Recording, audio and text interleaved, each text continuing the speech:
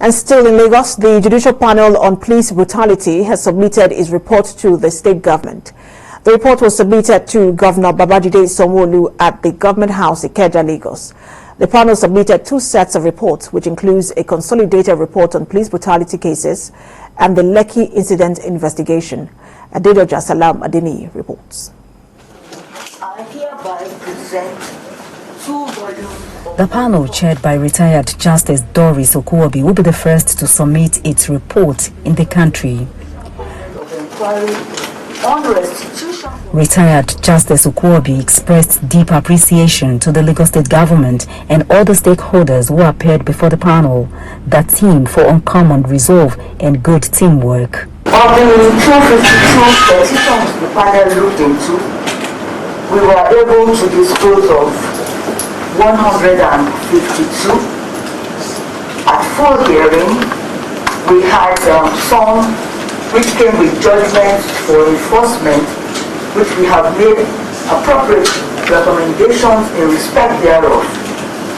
We also looked into police petitions and petitions presented by victims of the Lekki tollgate incident. Governor BabajideSanwo-Olu then constituted a 4-member panel led by the Attorney General and Commissioner for Justice, Onibanjo, including the Commissioner for Youth and Social Development, Special Advisor, Works and Infrastructure, as well as the Permanent Secretary, Cabinet Office. The new committee will bring forward a white paper within 2 weeks to be considered by the Lagos State Executive Council. He assured the report and recommendations will be made public and submitted to the National Economic Council meeting in Abuja.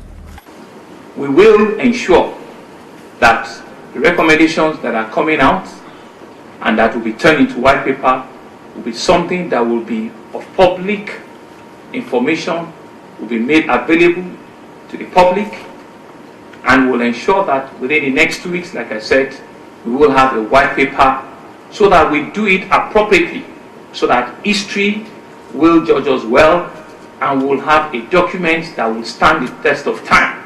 Mr. Governor inaugurated the 8-member tribunal to inquire about the disbanded Special Anti-Robbery Squad, human rights abuses, with its mandate extended to the Lekki Toll Plaza incident of 20th October 2020 to make recommendations to the government. Lawyer and public affairs analyst Timi Olagunju joins me now to discuss this. Good to have you join us. Thank you for having me. Good morning. Good afternoon. Good afternoon. After 1 year, this report that everyone has been waiting for has now been submitted to the Lagos State government. According to Justice Okuwobi, out of the 252 petitions they received, 186 were considered, meaning 66 petitions were not considered. Now, what do you make of the process so far? And do you think that the time should have been extended just so that every petition is considered? Well, to be frank with you, one must firstly commend the work of Honorable Justice Doris Okuwobi and the member of the panel for doing a thorough work. I'd taken time out since I saw a release in public to read through the 309 pages of the document as much as I can within my study period, and then I discovered that the myriad of evidences that were presented, because when you check on page 281, you see that they mentioned 10 questions, 10 burning questions, and presented the evidence of findings that they have to support their position on each of the questions. And to be frank with you, they have done a thorough job so far, and evidence is the end of arguments. And whilst we wait for the Lagos State government, because the document you're referring to has not been officially released by the Lagos State government, and whilst we wait for that, for the government to release that report, how do you think that the Lagos State government should proceed? We understand that a panel has now, or another committee has now been set up to look into this particular report and then release a white paper in 2 weeks. The government did promise transparency in terms of how it proceeds, but how do you think that the Lagos State government should proceed? The Lagos State government needs to proceed within the concept of the JCI Lagos or JCI Nigeria. And by JCI, I do not mean Junior Chambers International. By JCI, I simply mean that in the context of, justice, compensation, and institution building. And in the spirit of JCI, I must say that constituting a committee may only end up delaying justice in that context, because justice delayed, as we know, is justice denied. And to be frank with you, most times the general belief or trite knowledge is that committees only commit to drinking tea, right? Since the Lagos State government has inaugurated and commissioned this particular panel of inquiry, and as we have seen, as I mentioned in page 287, they've answered the 10 burning questions within the context of the work that they have been given. I think it's important that the Lagos State government, and including the federal government, proceeds with the JCI principle: justice, compensation, and institution building. And one of the key tenets of that is that, the Lagos State government, as well as the federal government, needs to just proceed with adopting that report in order not to further delay justice, by ensuring that, firstly, the young people whose accounts have been freeze or frozen as a result of this particular situation can be unfrozen, including persons like DJ Switch, who have shown so much courage by providing us some kind of foundational evidence for a situation of this nature, right? So that's the first start.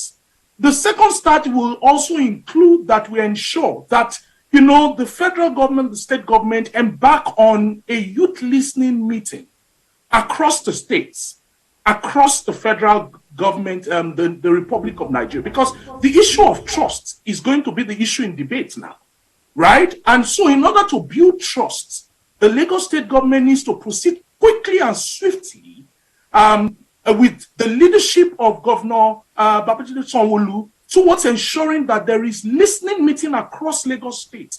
And for the federal government, if the president has a lot on his table, the vice president can take on the courage of, with the permission of the president, of showing empathy towards the situation and constituting listening meetings across the geopolitical zones of this country in order to build trust between the present, the youths, and the future, and the past, so that there's a synergy of trust in this country.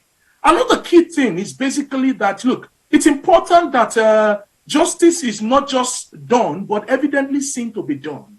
And so in that spirit of JCI, justice, compensation, and institution building, it's important that the Lagos State government swiftly publish and accept responsibility where found, and there is compensation for victims in order to fast track the process of healing.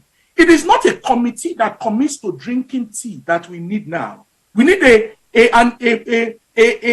working team that is committed to the healing of the situation that has happened, the scar that has happened in this country. As you can see in the report, you see that within the 309-page report, you see that a lot of there were so much allegations. I think that, you made a very salient point there in terms of, out of everything, there has to be a conversation between government and the young people in this country. After all that has happened in the last 1 year. Thank you so much for your thoughts and insight on this, as always, lawyer and public affairs analyst Timi Olanguju. Always great to have you on. Thank you for having me. Have a wonderful evening.